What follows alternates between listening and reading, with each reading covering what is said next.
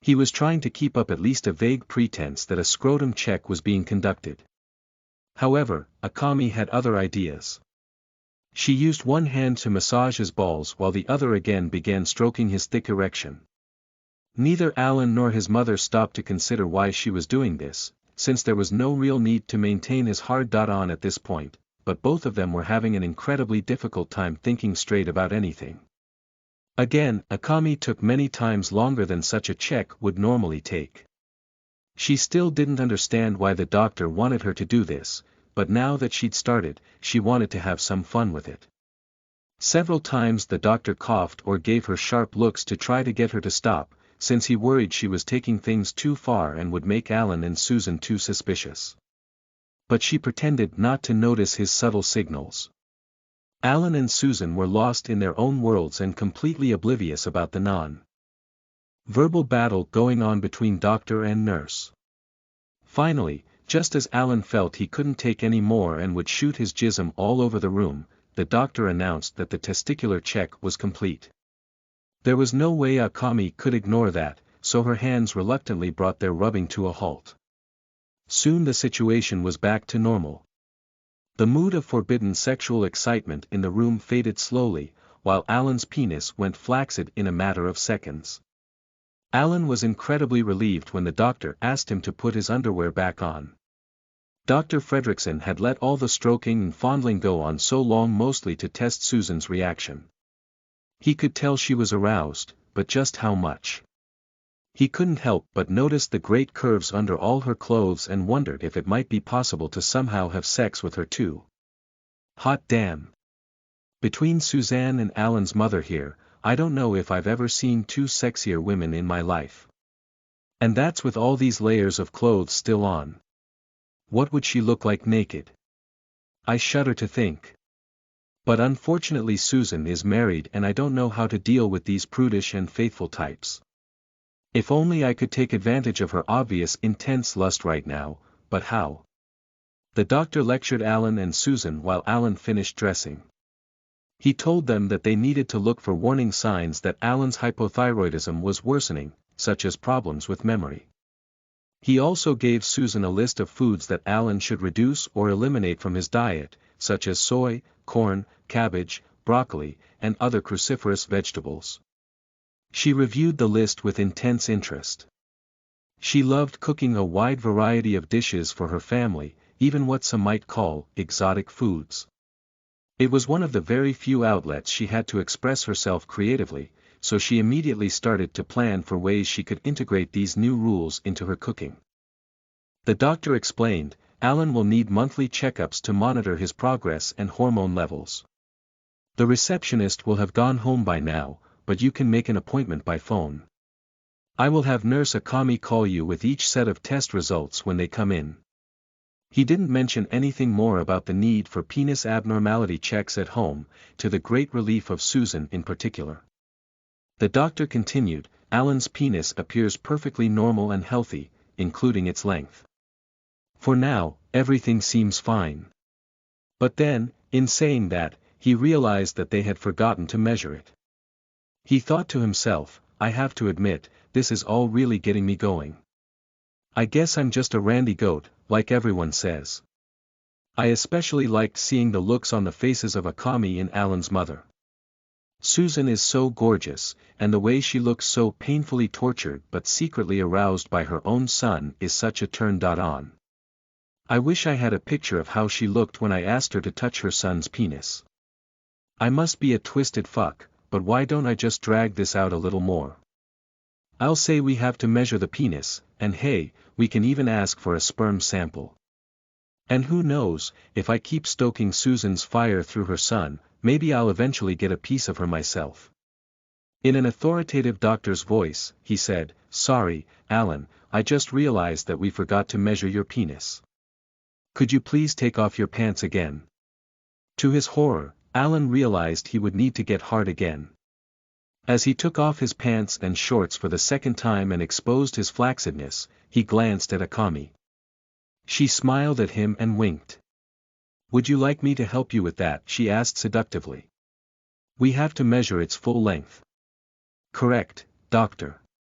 Correct, Dr. Fredrickson said in a neutral tone.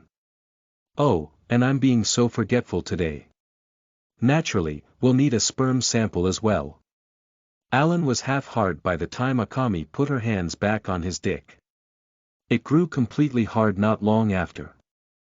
He was puzzled. He thought the point was to measure his erection, but now that he was fully erect, Akami just continued stroking and stroking. Dr. Fredrickson, trying to draw things out some more, said to Akami, "Nurse, please make sure he's at his maximum length." He turned to Susan. A lot of people assume that a male reaches the same length with each erection. Not true. One erection can be significantly longer and harder than another, depending on how aroused the male is. We need the absolute maximum for our records. I see, Susan said, her voice quivering with excitement. She was completely transfixed by the sight of Akami's hands sliding up and down, up and down. It was as if she were hypnotized. She no longer paid any attention to who might notice her staring. Her nipples were so erect that they hurt. Akami's face drew so close to Alan's erection that he could feel her increasingly ragged breath on it, *** image in the paragraph comments ***. The doctor said, "Nurse, why don't you, say some suggestive things to make sure we get the best measurement? We need him to be extremely aroused." "Yes, doctor," she replied clinically. Then her voice turned to complete lust as she said to Alan, "Kiddo, you've got a really nice dick here. I just love to stroke it. It looks tasty, too." Phew. She exhaled loudly and strongly, making sure the air blew right onto the sensitive skin at the top of his erection. "I wonder what it would be like to put it in my mouth. What if I sucked on it like a lollipop? Would you like that? Would you shoot a big load down my—" "Thank you." Dr. Fredrickson interrupted rudely, shutting Akami up. He'd been closely watching Susan's reaction, and it looked like she was so shocked by Akami's words that she was about to pass out. He knew things had gone too far too fast, so he tried to tone it down.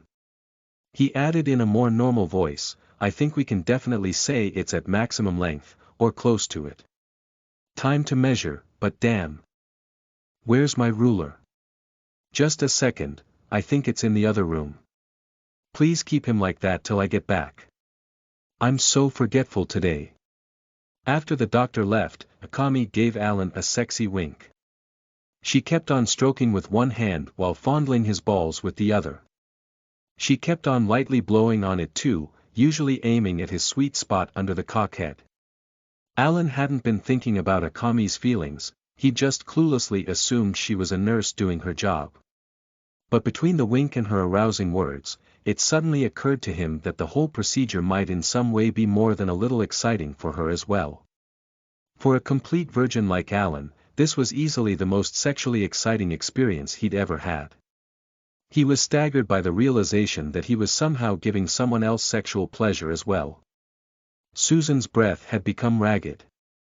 She was fascinated at the way pre.cum was now dribbling out of the tip of Alan's hard on. So much that it seemed to her like he'd already climaxed.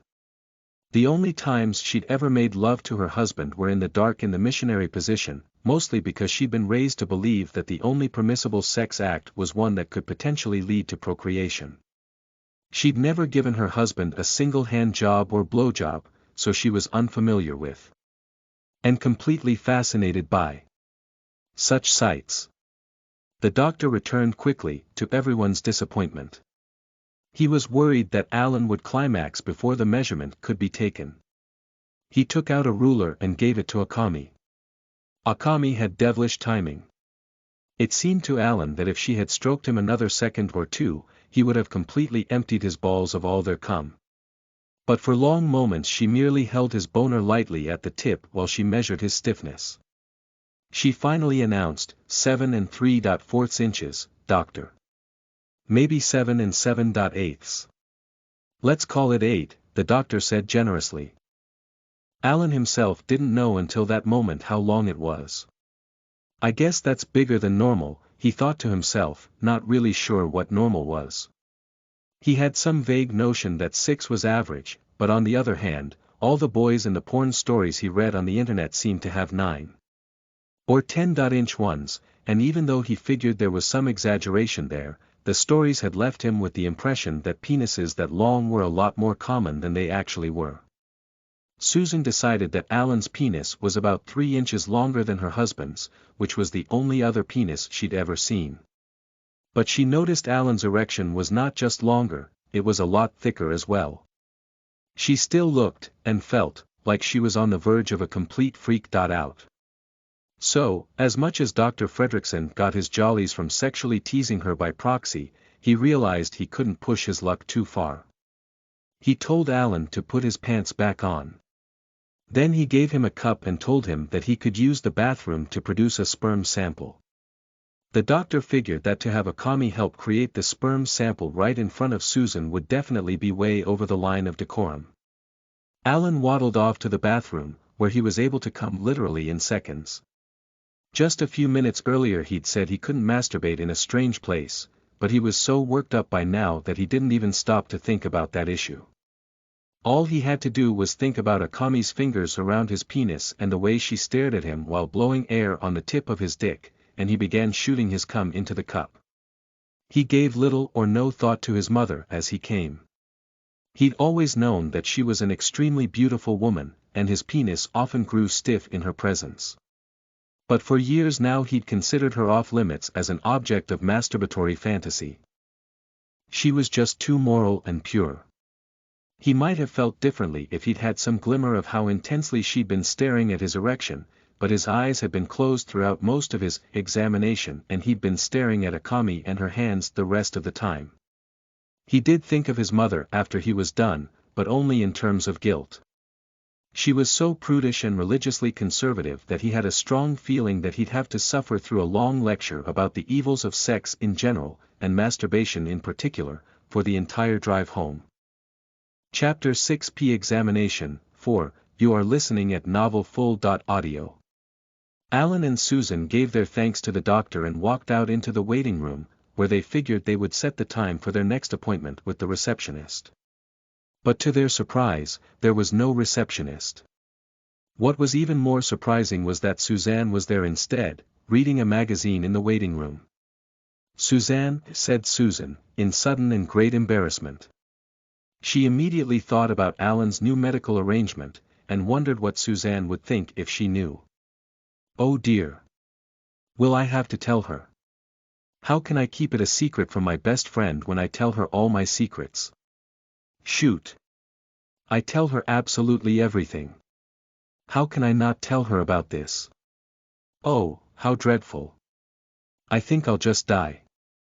How can I tell her that I stared at tigers? Oh, I don't want to even think about it. Susan's face grew red as she considered the implications. So did Alan's. Little did they know about how much Suzanne already knew. Suzanne stood up and smiled happily. She was wearing a smart-looking lemon-yellow business suit with a white blouse. Although she didn't work in an office, she usually preferred to dress in a formal manner.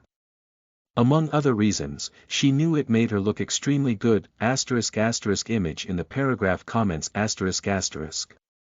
Surprised to see me, eh? I'm not surprised to see you. I wanted to know exactly how my idea of Alan seeing Dr. Fredrickson about his problem went. I scheduled my own doctor's appointment right after yours, so I could hear it immediately, straight from the horse's mouth. That's great, said Susan slowly, stalling for time.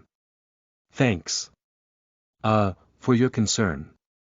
Susan was furiously trying to think of what she would tell her best friend. She was grateful that no one else was around, because she felt like sin was written clearly all over her face. In fact, it was after 5:00 p.m., since their appointment had taken much longer than the few minutes that had been scheduled. So what's the verdict? Suzanne asked the two of them eagerly, pretending not to notice their great awkwardness. Don't keep me waiting. Does the doctor have a cure for Sweetie's problem? That question made both Alan and Susan blush. Neither had the guts to explain.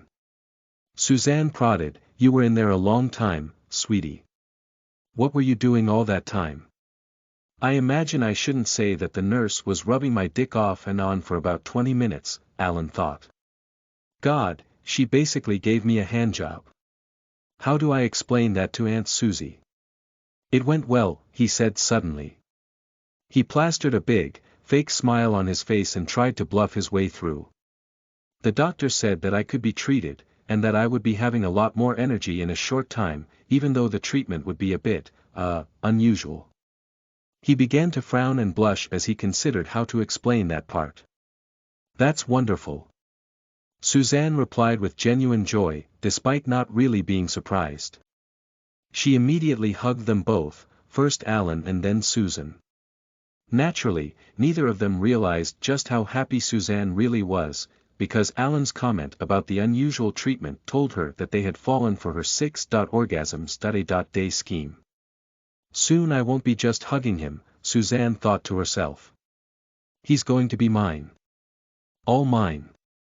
Woo.hoo, today's the greatest, the start of the rest of my life with my chosen man, my sweetie. She pulled back from her hugs, and then said with a serious, concerned face, but what's this about unusual treatment? What are they going to do to you, sweetie? She asked this with false na.vit, as she put her face close to his and brushed his hair out of his eyes in a motherly fashion. Both Alan and Susan looked at each other. The same thought was on each of their minds. What are we going to tell her? Suzanne was like Alan's second parent, much more so than Alan's own father, so much so that he referred to her as his aunt even though she wasn't actually related. No one had thought to consult Alan's father about today's diagnosis, and since he was overseas, he probably couldn't have been reached readily by phone even if they had tried. Alan and Susan both realized that there was no way that they could keep the truth from Suzanne for long. Once she wanted something, she almost always got her way, and she clearly wanted to know about their appointment. But both were too shy to actually explain at that moment, especially since they were in a public place. Susan and Alan exchanged knowing looks. Then Susan said to Suzanne, "It's quite secret. Can you promise to keep a really big secret, and I mean, swear utterly honestly that you won't tell another soul?" "Of course." Suzanne feigned cluelessness. "What's all this about? What could possibly require so much secrecy?" Just then, Akami opened the door to the waiting room. Susan jumped a little in fright. The nurse said, "Mrs. Pestridge. The doctor is ready to see you." Suzanne turned to Akami and said brightly, "That's me." She then turned to the other two and said, "I have to go. Can I talk to the doctor about it? I'm sure he can explain the medical details better than anyone." Alan and his mother looked at each other again, reaching an unspoken agreement, after which Susan said, "Okay, but afterwards come straight to our place so we can discuss this further. I'm really kind of up in arms and well, I'll explain it to you later." "Okay," said Suzanne happily, kissing each of them on the cheek. Then she left the room with Akami. Susan was greatly relieved. If the doctor was going to break the news to Suzanne, that meant that she wouldn't have to. She prayed, though, that the doctor would keep his explanation clinical and not be too detailed in recounting just what had happened. Chapter 7 The Plan. You are listening at novelfull.audio. Akami put Suzanne in the other examination room, the one that Alan and Susan had not just used. She said, "The doctor will be with you shortly." Then she went looking for Dr. Fredrickson, finding him in his private office. "Wilt," Akami said, using the doctor's first name in a quiet, polite voice, "there's a Suzanne Pestridge in room 2, waiting for you. But before you go in there." Her voice suddenly changed to a pissed-off tone even as she lowered it. "Will you tell me just what the fuck is going on, *** image in the paragraph comments ***. The doctor looked up at her, but not in surprise, since he'd known that this was coming sooner or later, and probably sooner. When he didn't respond immediately, she continued, "We're next to a nursing home, so almost all your patients are old. But then suddenly you have this young man, and now this unbelievably sexy woman, scheduled back to back. You've got them scheduled the day the receptionist left early, and they're here after hours to boot. Not to mention, rubbing a penis is hardly normal procedure for an ENT specialist like you. You warned me to roll with the punches, but I wasn't expecting something like that. She asked with increasing indignation, what the hell is this? Don't tell me that was a normal check-up you just did. Some bizarre story about how that young man has to orgasm 6 times a day, which I've never seen in any medical literature, and then you have me rub his penis in a blatantly erotic manner for such a long time. Not that I minded that last part at all. But you've never done anything remotely like this before. The doctor replied, you're right about all that. And you're a pretty smart woman, so can you figure out what it all means? He sat back, steepled his fingers under his chin in a thoughtful pose, and watched Akami. Said Akami, still in an angry huff. This woman, Mrs. Pestridge, she seems to know the other two quite well. I overheard that they're going to let her know about his secret, which surprised me. It seemed like she already knew something though. Her reaction was strange, and too happy. I guess.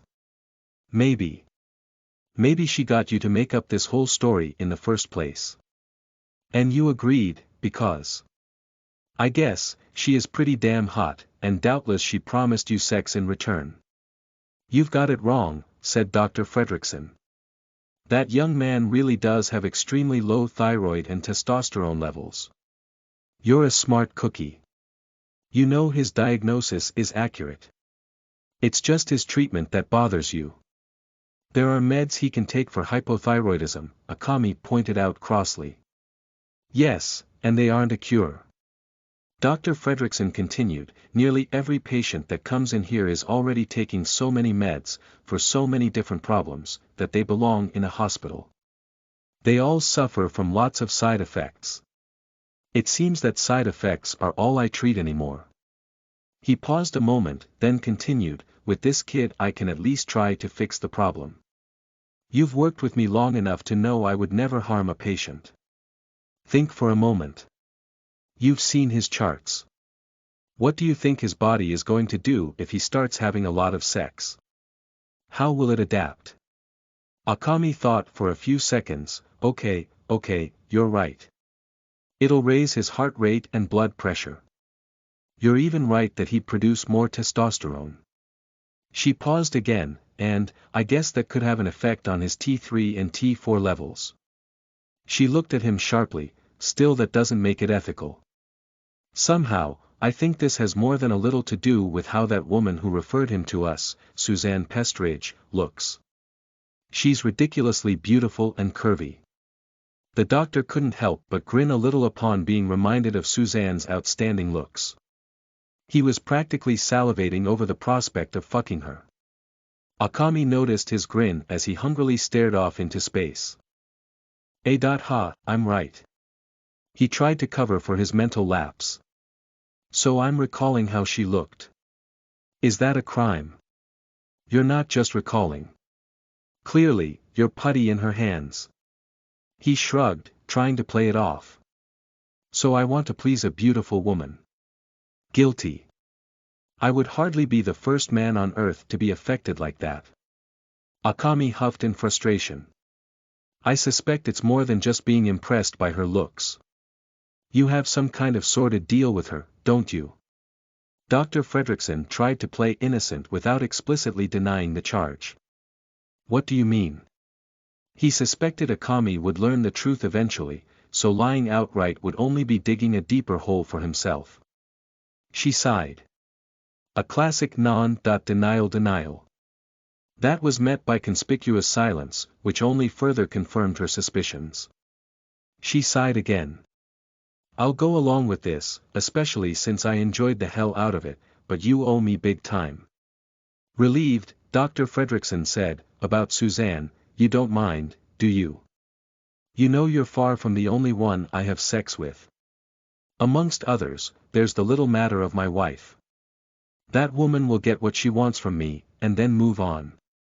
Yeah, I realize that, said Akami. But I can still be pissed off about it. Especially because this is such a violation of your professional ethics.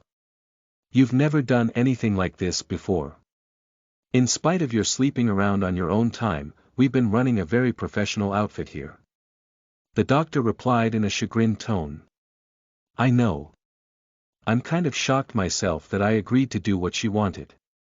But can you show me any straight male who would turn down a request from that woman? Think about it. I figure no one is being hurt here. Consider why Mrs. Pestridge would want this story spun in the first place. Akami thought about the case some more. Let's see. He has to ejaculate 6 times a day. No one will know, probably, except the mother and her. So the mother will have to get the other woman to sexually assist the son sooner or later, given the way you presented the whole situation. BDNVL.M. Bingo, said Dr. Fredrickson. The young man is shy and has never even kissed a girl. So he'll be extremely happy. He'll get to have sexual fun with an incredibly beautiful, sexually experienced woman. If he knew what I was doing for him, he'd probably name all his children after me, ha. Akami frowned skeptically. He continued, Mrs. Pestridge, Suzanne, says she's had a long series of unsatisfying affairs and is in love with Alan. So she'll be happy. It's win-win for everyone. And it will be done in such a way that his mother Susan not only won't be upset, but will be positively appreciative of her friend's help. The odds of getting caught are nearly zero, because Suzanne is in on it and can influence whatever the other two think. I have to admit, it's a pretty brilliant plan. So why not? No harm, no foul, right? But will those two really buy it? Are they that NA.VE? Apparently. I'm told that Susan is about average in intelligence but that Alan's pretty smart, he's in the gifted track at his school and all that. However, Suzanne says not to worry because they're both very moral and trusting. And extremely NA.VE. Also, don't underestimate how much people implicitly trust doctors. But if all else fails, she says she's got it covered. Akami huffed. It's a good thing you're not as scheming as that wily woman. Otherwise you'd get yourself a young clientele and be fucking every patient that came in the door before long. Be careful about giving me such ideas, he chuckled, amusing himself. Akami replied, I want you all to myself today, this has got me all hot and bothered. She came around to his chair as she said this, wrapping her arms around him. Actually, I find the whole idea of what you're doing to this kid kind of hot. Especially when you let me jack him off. However, if you want my silence and cooperation, there's one thing you'll have to do. What's that? I enjoyed teasing that boy today, especially in front of his mother. It made me want to do all kinds of nasty things, and right away. So send that red-headed schemer away. Tell her you'll do her some other time. That's one thing. There are actually 2 things. The second thing is, I want to play with the boy some more. Tell them that I've taken charge of this case, and allow me to have fun with them in the future. And we'll have lots of appointments. That'll be another win-win. I saw how uncomfortable you were with the idea of having to touch him down there. She grabbed his penis through his pants as she said, there, to emphasize the point. The doctor was pleased at her relatively minor demands, as she really had him over a barrel. Okay, as long as you can keep it cool, okay. No fucking him in front of his mother or anything like that. We don't want her to snap and call the authorities, right? No problem, she replied as she ran her hands over his chest. I just like torturing and teasing him, especially with her watching. I've never done that before. I promise you, I'll be as cool as a cucumber. He ran his hand over her face and down her arm. No, you won't. You're a sex maniac. As if to prove his point, she stepped back and began unbuttoning her clothes. Curiously, she took off her lab coat and blouse, then unhooked her bra and put her lab coat back on. She figured correctly that the doctor would get off on the lab coat as a reminder that she was a nurse. Image in the paragraph comments. So what if I am? Akami said defiantly as she grabbed at one of her boobs. The doctor was aroused by the beauty of his tempting nurse. Cucumbers certainly aren't cool by the time you're done with them. But okay, we'll be in on this together. This is so much more interesting than all those old women with their runny noses, don't you think? He got up and went to talk to Suzanne and send her away. He had a hard time getting his boner not to show. Akami finished taking off her bra and began masturbating before he even left the room. That was smoking hot today. Alan was so innocent that teasing him couldn't be more devilishly fun. It'll be great to do it again, plus a lot more. And Wilt is a cad, but he's my cad, at least for today. I can't wait for the good doctor to come back here and give me the beef injection I so desperately need. Chapter 8 Buying Porno. You are listening at novelfull.audio. Susan and Alan got in their car and drove away from the doctor's office. Neither could quite believe what had happened. Both had a lot of thoughts buzzing through their heads, each remained silent for a while. Susan was mostly thinking about what Suzanne might learn. She hoped that the doctor toned it down and didn't describe how long the nurse stroked her son's penis right in front of her. But images of that stroking kept intruding on her thoughts. She didn't really consciously think of it as her son's penis, per se. She was just so blown away by the idea of a penis being massaged that she couldn't get past that. It had been a very long time since Susan had had sex. Because her upbringing had been so repressed, and her marital experience with sex so limited and unsatisfying, she honestly didn't think about the act very often. Her husband was home less than a month a year. When he did come home, they might have sex on the night he returned, but sometimes not even then.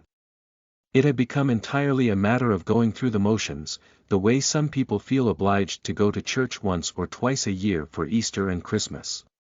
Their intimate relations were the most vanilla sex imaginable, with lights out and always in the missionary position. Unlike her best friend Suzanne, Susan had not really considered having an affair. Several years earlier, Suzanne had picked someone as a potential lover for Susan and started pushing her into getting intimate with him, but Susan found she couldn't countenance that.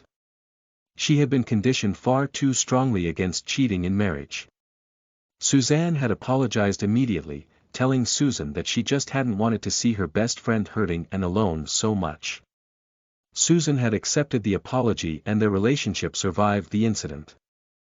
What had happened in the doctor's office ignited the first truly intense sexual feelings Susan had felt in a long time. About the only exciting erotic moments she'd had in recent years were when Suzanne would, in the strictest of confidence, share the intimate details of her affairs. But that wasn't the same thing as seeing a real live penis up close. She was so absorbed by these problems that she hardly gave any thought to the wisdom of choosing one of the doctor's solutions for Alan's problem over the other, or foregoing the whole thing. She didn't even consider the possibility that the doctor could have been putting them on. After all, virtually everyone instinctively trusts a doctor, especially when the doctor has a nurse who is in complete agreement with the diagnosis and treatment plan. Alan also didn't question what had happened, because he was so sexually blown away. All he could think of was Akami. He had a sudden crush on her. That was no surprise, given that he'd never even been kissed on the lips before and suddenly found himself being jacked off by a beautiful woman. Holy cow! That was beyond my wildest imaginings. Her eyes seemed very piercing and pretty wise. True, I couldn't see a whole lot of her body through her nurse's uniform, but I'll bet every inch of her is beautiful just the same. I can't wait until my next appointment already. I just hope Mom doesn't have to go. Well, at least Mom isn't giving me her usual lecture about the evils of sex. He looked over at her. She seems a bit wigged out, to be honest. She's probably really going to tear into me later. I'll bet she's gonna give me a lot of grief about my masturbation confession in particular. He found himself thinking, over and over, I can't believe it'll be a whole month before I'm with her again. I wonder what I could do to make it happen sooner. He also felt incredibly embarrassed and ashamed by what had just happened. He thought about his future situation. It occurred to him that he probably had more embarrassing incidents in store. For one thing, he would have to find someone to help him out with his sexual stimulation every single day. Rather than finding this idea exciting, he found it depressing because he foresaw nothing but rejection. The main reason he had never kissed a girl was because he was only attracted to one girl at his school.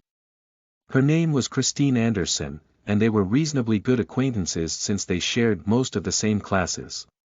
But he hadn't let on at all that he was interested in her, and he was convinced that she wasn't romantically interested in him. She was both extremely beautiful and highly intelligent, so much so that he was convinced she was out of his league. Alan actually was also attracted to another woman at his school, one of his teachers, but that's another story. No doubt, Mom will insist that I ask someone out immediately. What will I do? How can I get out of it? It'll be a miracle if Christine wants to go out with me in the first place. The idea that she would then ever agree to satisfy my needs sexually 3 or more times a day is completely laughable. That conundrum occupied most of his thought. The idea of having to orgasm 6 or more times a day was so bizarre and unreal that Alan couldn't really fathom it, let alone delve into its implications. His mother, though, was already thinking ahead in at least one respect. Rather than go straight home, she drove to a local adult superstore. As they were getting close, she finally spoke. "Tiger, are you okay with this? I know it must have been a really strange doctor's visit for you. I know it was for me. But I'm sure Dr. Fredrickson knows what he's doing." She looked shocked as well as concerned while she spoke to him, *** image in the paragraph comments ***. "Yes," answered Alan in a flat tone. He too was still rather shocked. "Yes, you're okay with this?" "Yes," he said again. "It's just, I dunno. So weird. Like what that nurse, Akami, did to me today. I didn't know they did that in doctors' offices." "I didn't know that either," said his mother with great understatement. "But when you think about it, what else could be done? They did have to check all those things since your treatment involves your. You don't know what, you're lucky that, as a man, you don't have to go to a gynecologist, because doctors are forced to do extremely intimate things to us women sometimes too. And more often than not it's done by a male doctor. Though luckily I've always managed to avoid that, thank the Lord. So this is the male version of that, I suppose." "Yeah," he replied, somewhat wistfully, still thinking about how good it all felt. Suddenly he realized they were pulling into a parking lot. "Why are we stopping here?" "I was just thinking, Tiger, that you're going to need to stimulate yourself." Even saying that much made the prim woman blush some more. "You may need some, visual aids, to help you out, so I thought we could pick some up here." At that, he blushed too. Her attitude toward sex had rubbed off on him more than a little, even though their religious beliefs were quite different. Susan remained a devout Christian while Alan had to be dragged to church. Even though he thought he was cool about such things, he got easily embarrassed at times. She reached over, held his hand, and gave it a squeeze. They often held hands to show their closeness and support for each other. "I know this may be a bit much for you, son, but let's get it over with already and then let things get back to normal, okay?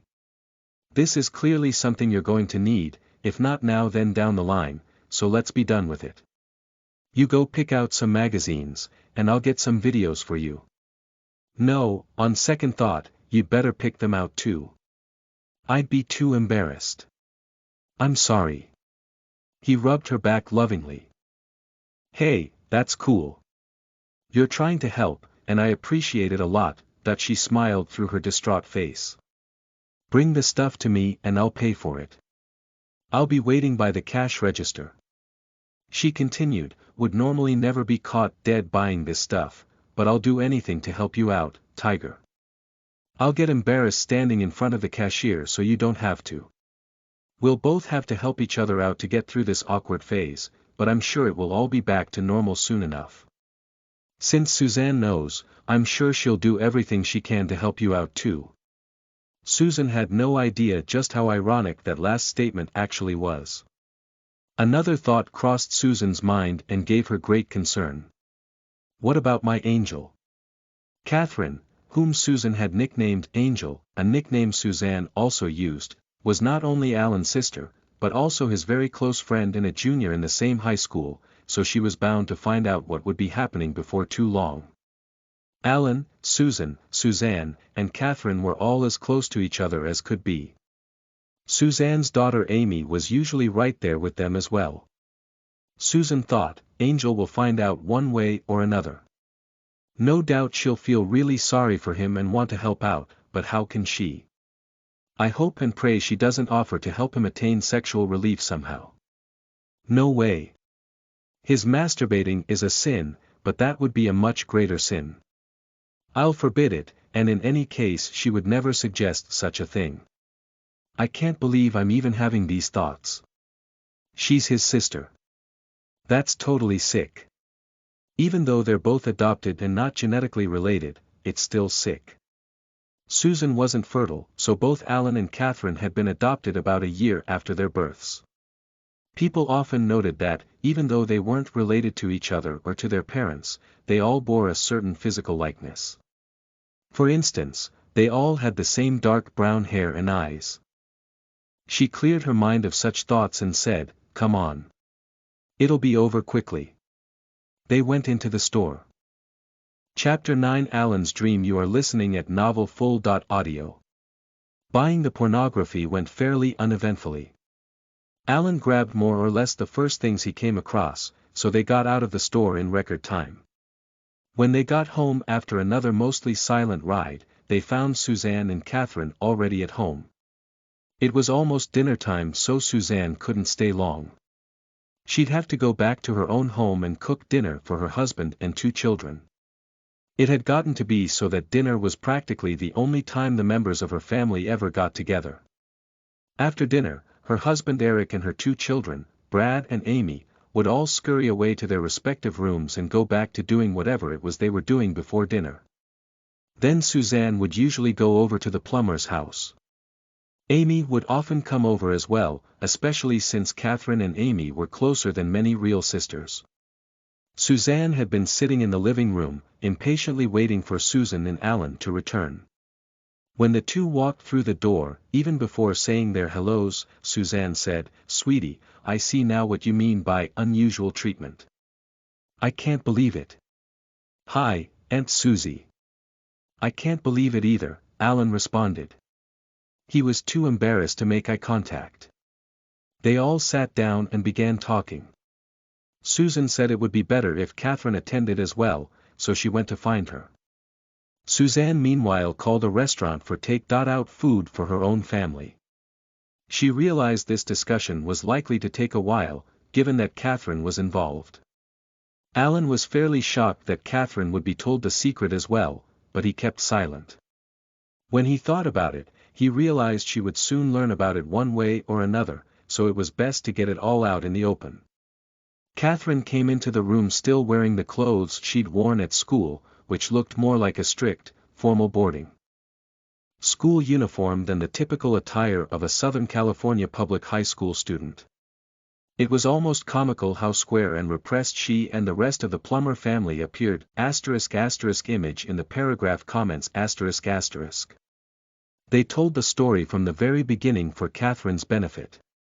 Susan provided an extremely edited version of the appointment, focusing on Alan's diagnosis and unexpected treatment. Suzanne knew the fuller truth from the hurried accounting that Dr. Fredrickson had given her after Susan and Alan had left, but she didn't let on what she knew. Alan looked closely at his sister to gauge her reaction to his 6 times a day predicament, but she appeared very poker-faced about the whole thing. By the end of their conversation, the group grew strangely jovial. Suzanne in particular made some surprisingly off-color masturbation jokes, which everyone thought were hilarious. For instance, Susan made the comment, "I'm not worried. I'm sure Tiger will have a girlfriend soon who can help out with this situation. Soon he'll be beating them off with a stick." Suzanne quipped, "He'll be beating off soon in any case." Susan cried out, Suzanne. I'm shocked, because she was. She blushed deeply. But even as she said that, she couldn't help but laugh along with the others. Even Suzanne could hardly believe that she'd said that in the presence of the highly prudish Susan. But she thought to herself, it's high time this bunch starts to loosen up sexually in a big way. I need to start chipping away. Even little jokes like that will help. Naturally, Alan was mortified by any reference to his masturbation needs. It occurred to him that everyone's nervousness about the whole situation was being relieved through humor. There was a heavy tension hanging in the room. To the extent that just about anything appeared to be funny. When the group broke up and people started to head to their own rooms, Catherine said, "Bro, we know what you're going to have to do right now in there." Everyone laughed some more. Alan turned red-faced and became glum, though he didn't let them see it. He pondered momentarily, I wonder what it would be like for Sis to help me with my problem. Dang, I can't believe what I'm thinking. I mean, she is pretty cute. Heck, more than just cute. She's a knockout. And she's a pretty great sister all around, she sure is taking this well. But thinking about her that way is just wrong. To even be thinking what I'm thinking now. Sis would kill me if she knew. It was almost like Alan and Catherine were twins, because they were born only about a year apart. They were also emotionally close, like many twins. They teased each other a bit, but playfully, and they hardly ever fought. Like Alan, Catherine was in the gifted track in almost all her classes, but she was a grade below him at school because she was slightly younger. She was both smart and beautiful. Except for her angelic face, it was quite hard to tell how attractive she really was due to the absurdly out-of-date clothing style that she'd learned from her mother. But underneath all those clothes there was a tall, curvy, firm body. It seemed as if she'd inherited her body from Susan as well, even though she was adopted. She felt almost freakishly tall compared to her classmates, though in fact her body wasn't gangly, *** image in the paragraph comments ***. Like her mother, she had long, straight, dark brown hair and brown eyes. She had generous breasts, though they couldn't compare with the behemoths of Suzanne or Susan. She was now 5'11", the same as her mother and 2 inches shorter than Alan, and she was threatening to grow even taller. But like a lot of teenage girls her age, she was unsure of herself, lacking self-confidence. Even though she was in the gifted track at school, her grades were merely adequate because she didn't put much time or effort into her studies. She worried that she wasn't pretty enough, because not many boys asked her out. Feeling awkward about her body, she tried to hide it.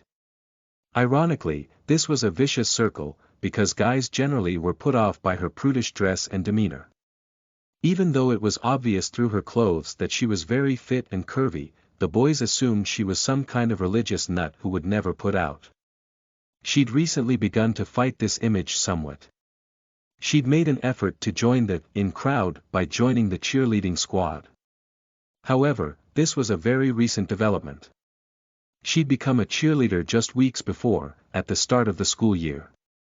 About the only time she ever wore anything remotely revealing was when she was cheerleading. That strategy was starting to work, because boys now were noticing her and asking her out much more frequently.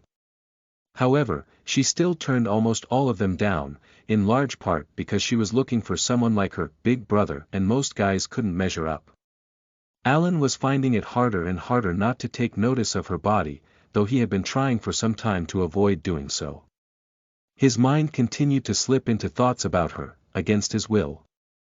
As Alan walked upstairs after the group meeting, he thought, having Sis rub my dick would be just as mind-blowing as having Aunt Susie or Mom do it. But no way would that ever happen.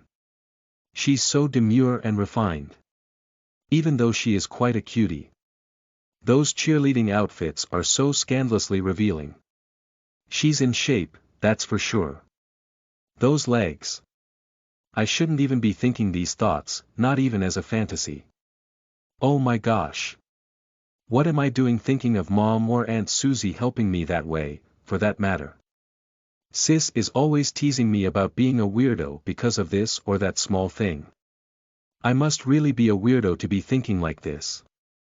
I have to get my mind out of the gutter, now. He went back to his room to find that the porn videos and magazines had already been placed there by his mother. She was off in the kitchen cooking a very late dinner, and Aunt Susie had gone home. He thought to himself, it's no joke. I really do have to masturbate tonight, and then 6 more times tomorrow, and 6 more every day after that. 6 frigging times. No wonder my mom got me all this porno stuff. I mean, I enjoy doing this, but I don't think I've ever actually done it 6 times in one day in my life. I guess I really am some kind of asexual, hormone-deprived freak. I don't think this is going to work, but I have to give it a try. He started looking through the video boxes and the magazines. He couldn't watch the videos in private in his room, since it didn't have a television or player. So he idly flipped through the magazines as he considered how much his life had changed in a matter of mere hours. Eventually he turned off the lights and got naked under his bed sheets. The only way he was used to masturbating. And began thinking about Akami. He knew that with the memory of her hands so lovingly caressing his dick fresh in his mind, he didn't need porn videos or magazines. He finally got into it, as a specific fantasy formed in his mind. He imagined himself in his bed, except Akami was with him. They were lying together naked and she was stroking his penis, but nothing she did made him erect. She sighed, and said, "It's no use. We've been at it for hours. I think it's time to bring in the big guns." Unexpectedly, she clapped her hands, loudly and repeatedly.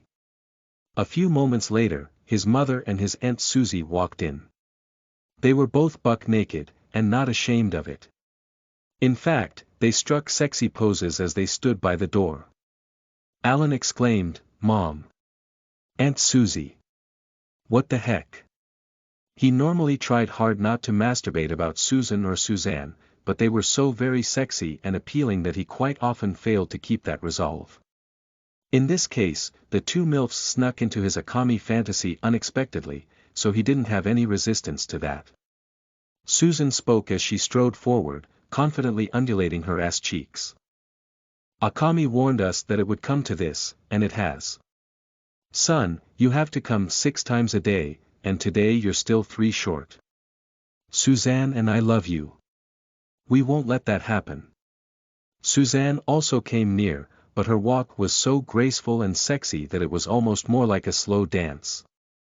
She crawled up onto the bed, letting her massive melons dangle down. "Sweetie, let us help you. We both want to help you so much." Although Alan tried not to fantasize about either his mother or his Aunt Susie too much, it was clear that in this dream the 2 buxom mothers were not going to take "no" for an answer.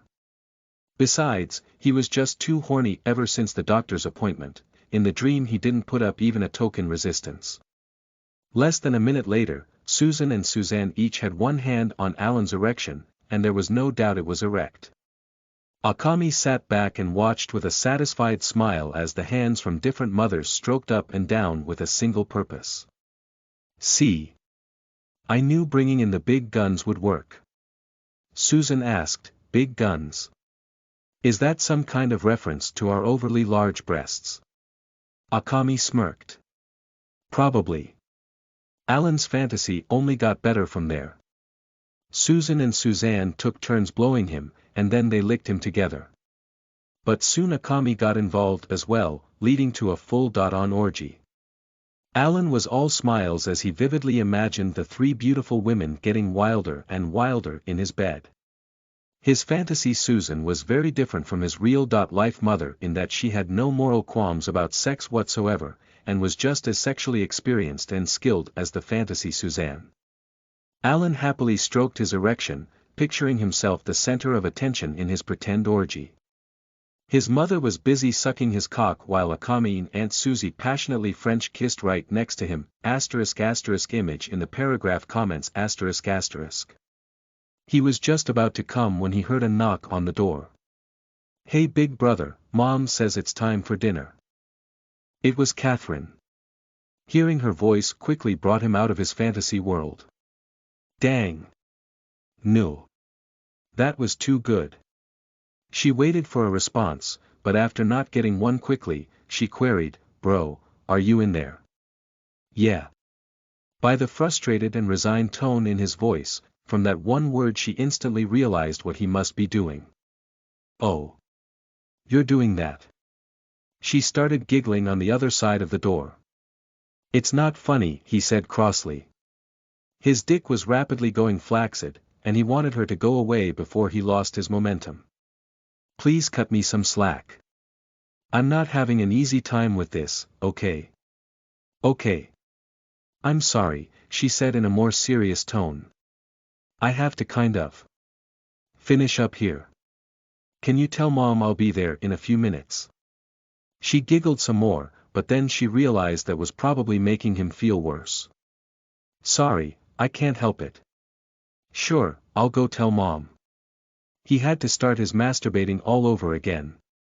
Recalling Akami jacking him off with Susan watching got him erect again very easily. Then he was able to get back to his vivid orgy fantasy. Eventually, he was able to come into one of the towels he kept in his room. He felt guilty afterwards that Susan and Suzanne had featured in his fantasy, but he was so worked up that he couldn't really stop himself. They were so sexy that this wasn't the first time he'd masturbated while thinking of them, and he knew that it certainly wouldn't be the last. He washed his hands and then went quickly to dinner. It was very strange sitting down and eating a spring vegetable casserole with his mother and sister, both of whom were obviously aware that he had just finished masturbating mere minutes before. He feared they could in fact smell it on him.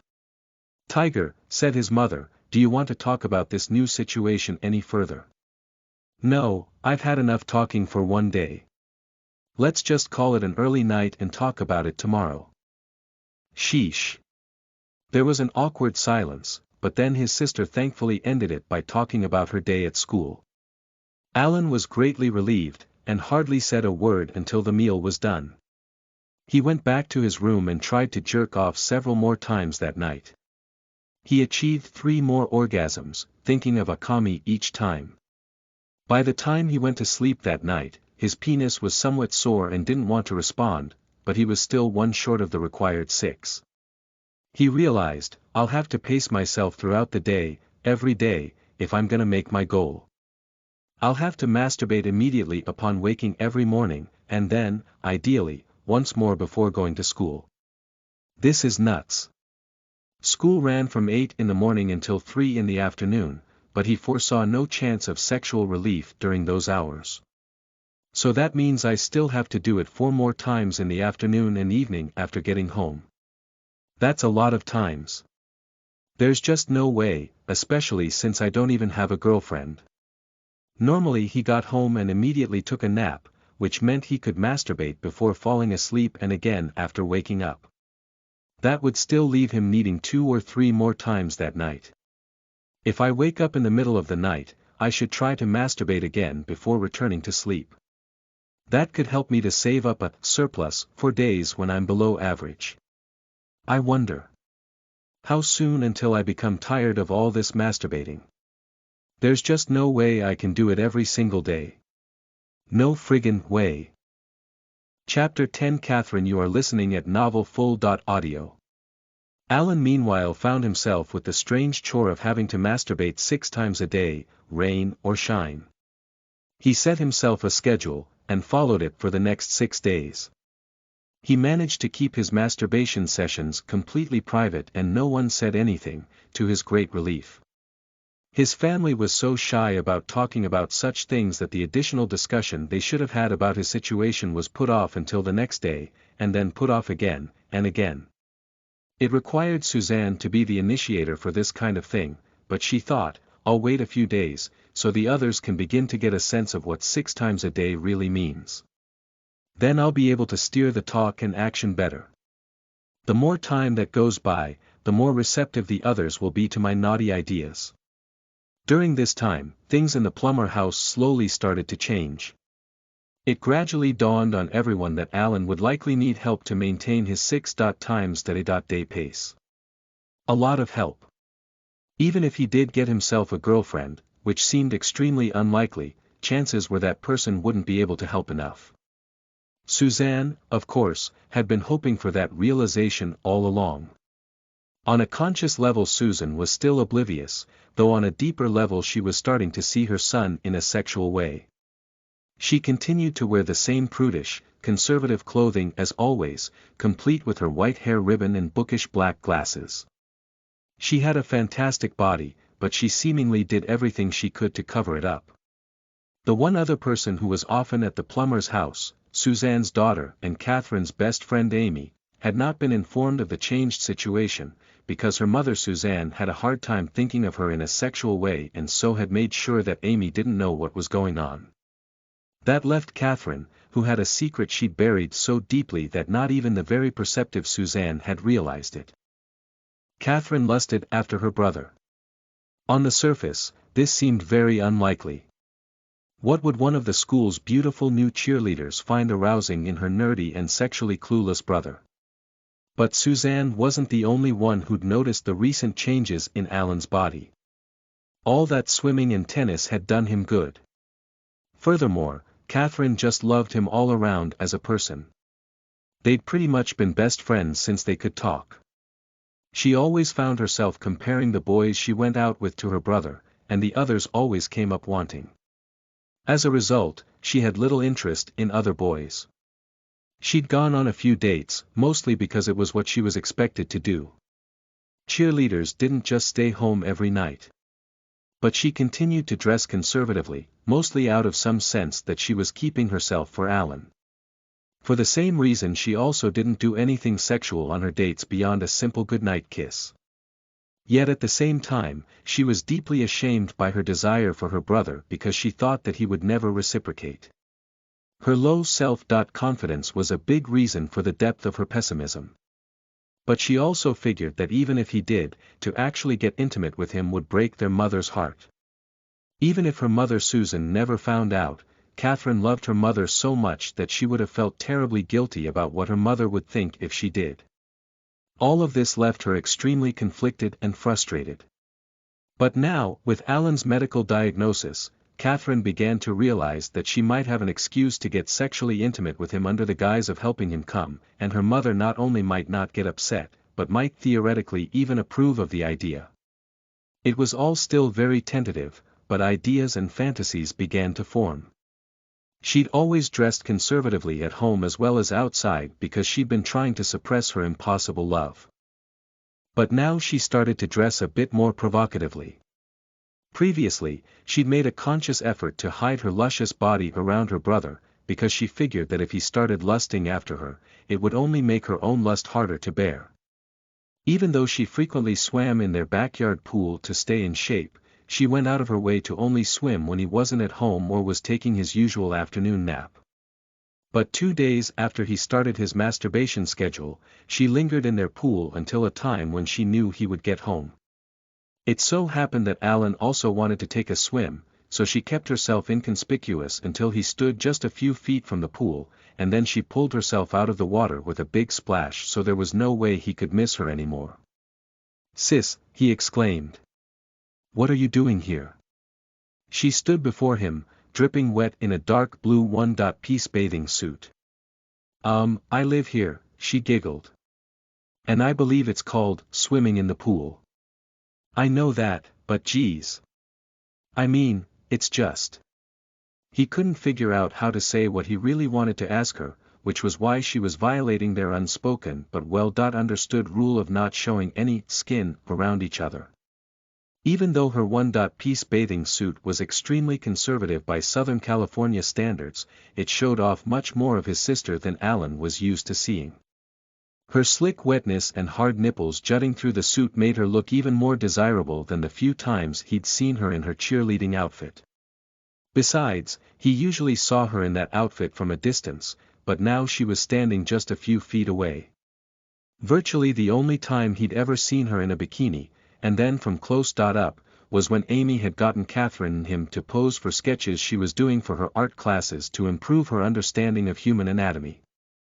Usually, Amy would pose just him alone, or just Catherine alone, but sometimes she would insist on having the two siblings pose together, or sequentially in the same sketching session. On those occasions Catherine and Amy would both wear skimpy bikinis that Amy had selected, which gave Alan the opportunity to furtively ogle the two girls for a couple of hours.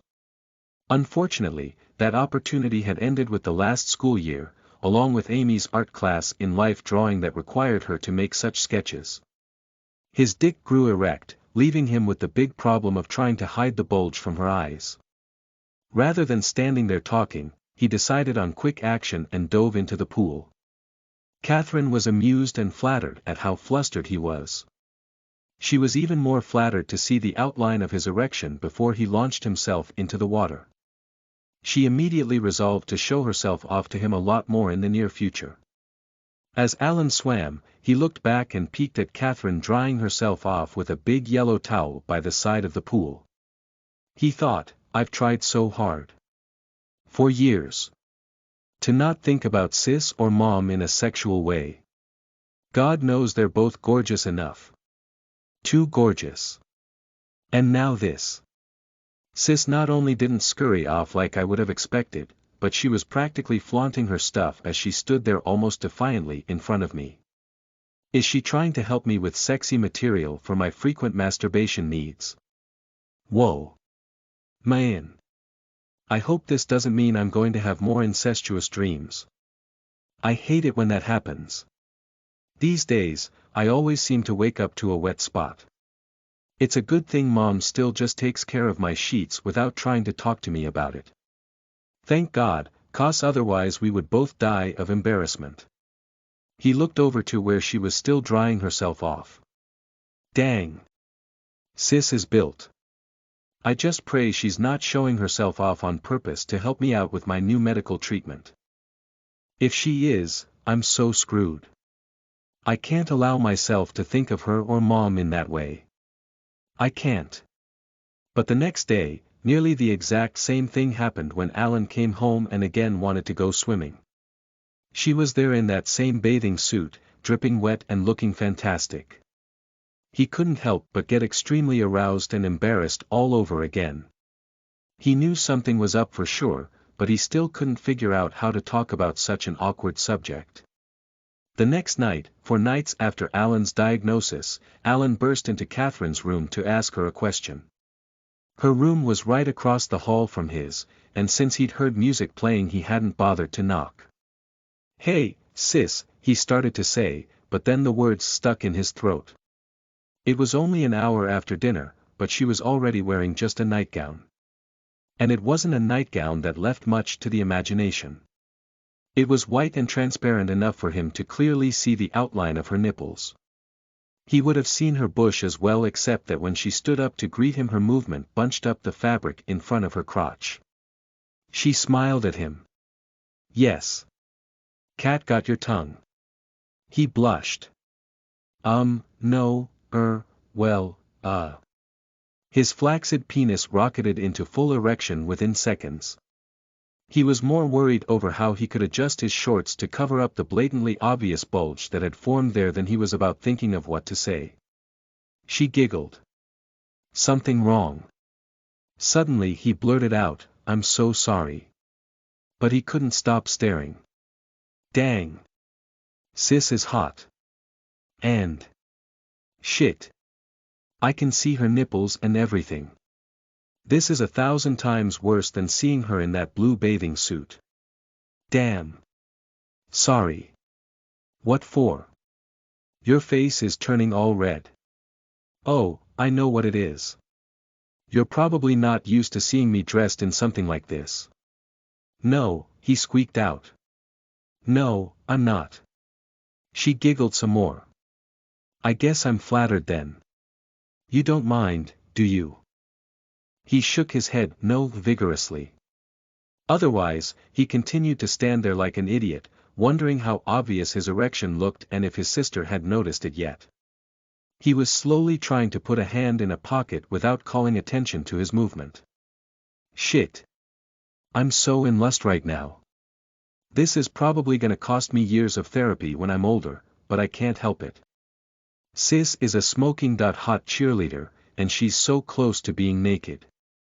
She giggled. I'll take it that you like. Seeing him nod just as enthusiastically, she smiled, and then turned a bit more serious. The thing is, I was thinking. It's kind of odd for Mom and me to dress like nuns when you're spanking the monkey every hour, don't you think? He was shocked. Sis. What did you just say? Are you trying to humiliate me? No. Not at all. You know I'd never hurt you. That was just a bad attempt at a joke. Sorry. But it's still a fact, isn't it? If you're gonna loosen up sexually, why can't I? We're becoming adults. Why do I always have to dress like I just stepped in from a blizzard? Frankly, this is a lot more comfy. She turned a little bit, showing off her curvy side profile. He didn't know what to say. Good point, he finally managed. He wanted to tell her that she didn't have to try to help him with visual stimulation, but he was too shy to talk about it. Eager to change the topic, he sat down in a chair and asked the question he'd come in for. In the process, he also managed to hide his erection by sitting down. He left shortly after that. But Catherine hadn't missed his big bulge, not by a long shot. When he'd gone, she thought, ha. He does find me sexy. It's just a matter of how I dress. Or not dress, he. Cool. I just love giving him those boners. But then she paused and thought, but where am I going with this? Aren't I just torturing myself, bringing myself closer to what can never be? She answered her own question. True, but this isn't just for me. I'll bet he goes back to his room and does spank his monkey. And maybe that helps him reach his 6x target a little bit easier. Isn't that what family is for, helping each other out when in need? If he was sick, I would help with picking up his homework and his chores. This whole 6x thing has to be hard on him. It is a medical treatment after all. I have to help my brother out. She waited a few minutes before sneaking across the hall to put her ear against her brother's door. She couldn't hear anything, but then she got a cup and put it to the door and her ear to it. Sure enough, she just barely made out a dull rhythmic thumping. Flush with that success, she made it a habit to dress very casually before school, where she might run into Alan coming from or going to the bathroom. She wasn't worried about their mother Susan seeing her, since her parents' bedroom had its own bathroom. She did the same after dinner where, again, she was unlikely to run into her mother. In fact, 2 nights later, she took things a bit further by again playing music on her stereo after dinner, hoping that Alan would come into her room for some reason or another. Eventually he did, but he was usually a well-mannered kid, so, remembering what had happened the previous time, he was careful to knock. Catherine sprang into action. She stood up and began undressing. Alan, assuming from the music that she had to be awake but probably on the phone since she didn't respond, just walked in. He caught her in the process of taking off her lacy, partially transparent underwear. Actually, she'd been waiting in that position until she heard the door open. He was mortified at violating her privacy like that. But she acted like there was no problem. She hooked her bra strap back on her shoulder and pulled up her panties as she replied, "Oh, hi big bro. I didn't hear you there. What's up?" "Oh sorry. Geez." She joked nervously, "We have to stop meeting like this." His eyes practically popped out of his head, because even after her undies were in place, they were semi-transparent. He had a startlingly good look at her dark bush in particular.